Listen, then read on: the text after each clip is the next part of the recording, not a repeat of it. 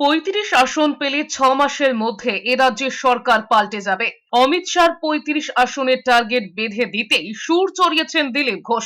তিনি বলেছেন, তৃণমূল ৪২ আসন পেলেও সেই কাটমানি চলবে, বন্ধ হবে না। আর বিজেপি জিতলে যে কাজ থমকে আছে সেটা গতি পাবে। ৩৫ আসন জিতলে ৬ মাসের মধ্যে আর তৃণমূল সরকার থাকবে না। চাকরি চুরি, দুর্নীতি, কাটমানি পশ্চিমবঙ্গ থেকে মুছে যাবে। মঙ্গলবারই এ রাজ্যে প্রচারে এসে ৩৫ আসনের লক্ষ্যমাত্রা বেঁধেছেন অমিত শাহ। টিএমসি হারলো জিতলো, ভারতবর্ষের রাজনীতিতে কোনো প্রভাব পড়বে না। কারণ কি, ওখানে গিয়ে আমি পার্লামেন্টে চেঁচামেচি করবে, চুরি করে মেম্বারশিপ চলে যাবে। আর বিজেপি জিতলে যে কাজ হচ্ছিল সেটা গতি পাবে। আর যদি সত্যি সত্যি 35টা আসন আপনারা দেন আমাদেরকে, কারণ আগের বারে দুর্গাপুর বর্ধমান দিয়েছেন, এবারে আপনারা লিড বাড়াবেন।